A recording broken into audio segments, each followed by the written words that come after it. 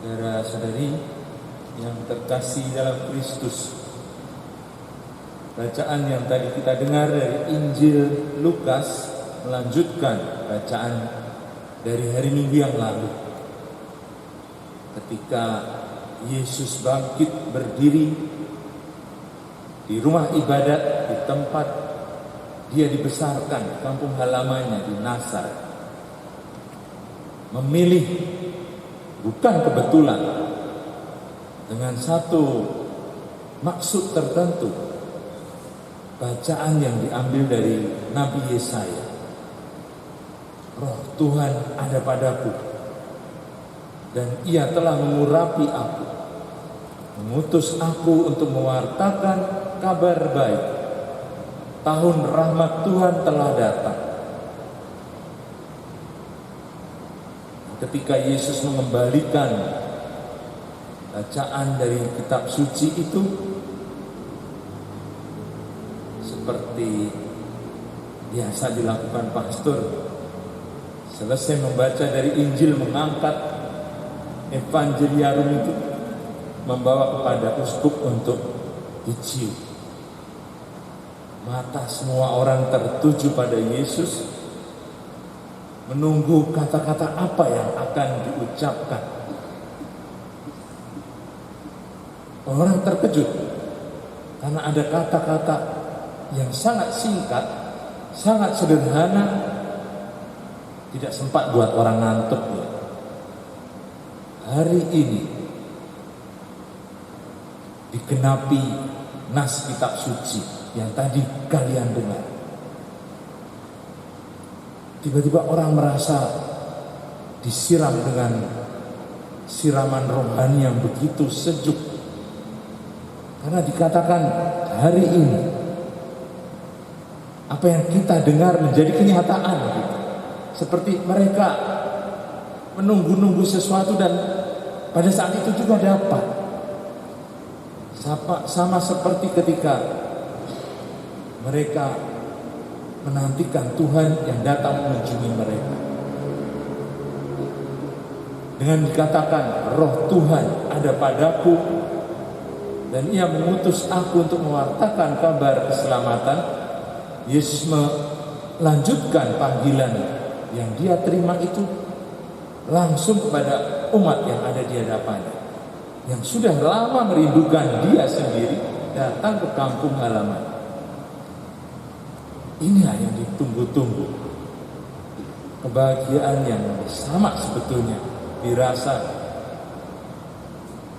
mungkin seperti umat yang lama menantikan uskup. Bukan saya GR, tetapi benar, sambutan yang diberikan umat itu seperti sesuatu yang langsung menunjukkan ini harapan kita terkabul, doa kita yang sudah lama jadi. Tapi Bapak Uskup tidak menyimpan siraman rohani itu. Semangat yang dibawa oleh umat itu hanya untuk dirinya sendiri, tapi dikembalikan kepada umat justru karena besok kita akan merayakan pelantikan para calon prodiakon. Orang-orang yang dipanggil di hadapan umat menjadi saksi, roh Tuhan ada padaku, ada pada kalian semua masing-masing. Kita masing-masing dipanggil untuk menjadi alat. Dan ketika Yesus mengatakan khotbah yang paling pendek itu, kalimat yang paling indah itu, orang merasa seolah-olah sabda Tuhan itu berbicara kepada mereka secara pribadi. Karena pada hati mereka masing-masing, Tuhan juga memanggil saya. Tuhan memanggil kita masing-masing. Tetapi euforia itu, rasa terpesona dan kagum itu tidak lama.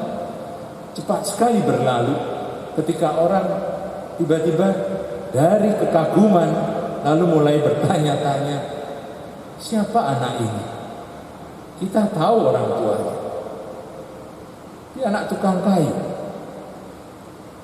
Yesus baru pada waktu itu mengungkapkan khotbahnya yang sangat tajam, mengkritik, mengoreksi cara pandang umat di kampung halamannya sendiri yang tidak berani berpikir luas seperti dia, yang tidak berani keluar dari diri mereka sendiri, dari kampung mereka sendiri, karena berpikir hanya demi kampung. Mereka mau menjadikan Yesus sebagai tokoh, sebagai aset yang dipakai menjadi kebanggaan desa, supaya semua orang bahkan kalau perlu datang ke kampung di Nazaret, berobat kepada Yesus, disembuhkan, dan orang bisa menarik keuntungan juga. Ambil kesempatan untuk jual ini dan jual itu. Ambil kesempatan untuk merasa bahwa kampung mereka punya nabi. Kampung mereka punya tabib yang hebat, yang menyembuhkan orang yang sakit, segala macam penyakit. Tapi ternyata Yesus tidak setuju dengan cara berpikir demikian. Yesus langsung mengatakan, lihat apa yang terjadi. Nabi-nabi Allah yang besar. Allah tidak bisa dibatas-batasi hanya dengan bahasa, bangsa, dan kebiasaan satu kampung saja. Elia, nabi yang besar itu, ternyata justru di tengah kelaparan yang dialami oleh bangsa Israel, memberikan mukjizat roti yang tidak pernah habis, minyak yang tidak pernah habis kepada janda di luar Israel, pada keluarga miskin di tanah Sidon, di tanah orang kafir. Pada waktu itu orang Yahudi akan mengatakan demikian. Begitu juga Nabi Elisa. Banyak orang kusta di Israel, ternyata yang disembuhkan oleh Elisa seorang jenderal asing. Tanda yang dimaksud oleh Yesus ini menunjukkan kepada kita dipanggil, kita diutus bukan hanya untuk kepentingan kita sendiri. Kita dipanggil untuk keluar dari ketersembunyian kita, dari kenyamanan kita, dari ketakutan dan kecemasan kita. Justru untuk menampilkan iman kita yang memberi kita sukacita dan kegembiraan. Itu sebabnya aneh memang ketika dari rasa kekaguman tiba-tiba orang menjadi benci dan iri pada Yesus. Yesus menunjukkan justru dalam sikap tertutup semacam ini, sabda Tuhan tidak sungguh-sungguh bisa menancap dalam. Tapi ketika kita sadar, kita juga dipanggil, kita juga menerima Roh Kudus, kita juga diurapi, lalu kita siap untuk pergi. Para misionaris selalu mendapat tantangan dari tempat asalnya, dari gerejanya sendiri. Kenapa harus pergi jauh-jauh? Di tempat asal kita banyak yang masih perlu dikerjakan. Umat masih membutuhkan pastor. Kenapa pastor pergi? Tapi justru itulah iman kita adalah iman yang keluar dari diri sendiri, iman yang misioner. Kadang-kadang jika kita berani meloncat keluar dari rasa aman semacam itu, kita akan melihat mukjizat Tuhan, melihat kenyataan bahwa hidup kita rupanya ada di tangan Dia, menjadikan kita alatnya untuk sesuatu yang lebih besar daripada yang bisa kita bayangkan. Satu kali pada waktu saya masih frater, masih belajar untuk menjadi pastor waktu itu, di Jogja ada seorang wartawan dari Italia yang datang ke rumah kami. Dalam satu percakapan saya memberi jawaban tentang situasi politik, tapi kemudian tiba-tiba dia bertanya pada saya tentang panggilan. Bagaimana rasanya, frater, merasa pertama kali dipanggil Tuhan?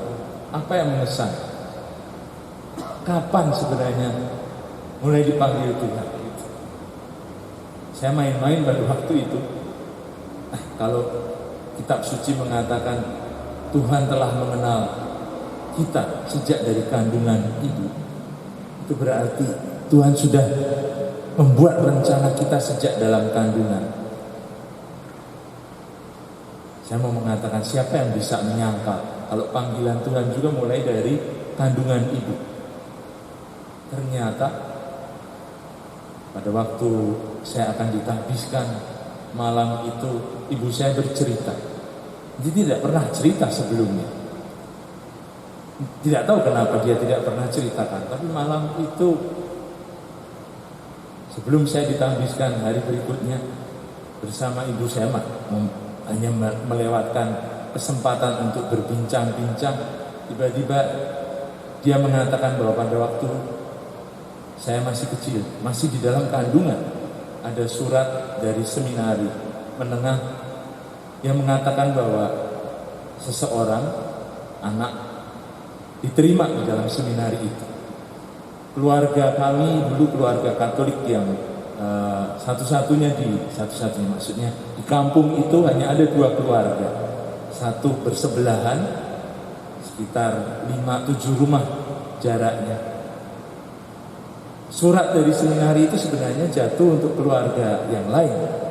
Ibu yang Katolik itu punya anak yang mau masuk seminari, 16 tahun usianya, lebih tua dari saya. Tapi surat itu salah alamat, jatuh ke tempat kami. Lalu ibu saya berkata, anak saja belum lahir, nggak tahu laki-laki atau perempuan sudah dapat surat dari seminari. Siapa yang pikir itu menjadi cerita yang disimpan oleh mama saya sampai saya ditahbiskan. Tidak pernah saya pikir juga jadi uskup. Tapi kalau dikatakan Roh Tuhan ada padaku dan Ia telah mengurapi aku, betul, saya rasakan pengurapan pada waktu pentahbisan uskup itu. Minyak yang membasahi seluruh kepala itu, bukan hanya sekedar minyak yang dioleskan waktu krisma, tapi betul-betul yang dioleskan di seluruh kepala. Kelihatan di YouTube bagaimana videonya ditampilkan oleh Komsos itu. Saya merasa panggilan ini, karunia ini, karisma Roh Kudus ini bukan hanya untuk kita, bukan hanya untuk saya, tapi untuk kita semua. Saudara-saudari yang juga dipanggil bukan hanya untuk memegang dan memelihara kasih Allah bagi diri sendiri, tapi untuk meluapkan kasih itu pada orang-orang yang ada di sekitar kita. Karena Allah adalah kasih. Seperti dalam bacaan kedua yang Paulus nyatakan dengan sungguh-sungguh, kasih yang menjadi lebih dari segala-galanya, yang tidak berbatas, tidak kenal suku, bahasa, kaum dan bangsa. Karena Allah sendiri adalah kasih yang mau dan mengendaki supaya semua orang dari segala macam suku dan bahasa mendengar kabar keselamatan ini. Kita diundang untuk menjadi alatnya. Marilah saudara-saudari kita mohon rahmat Tuhan, keterbukaan untuk menjawab panggilan pelayanan ini jika Tuhan menghendaki kita.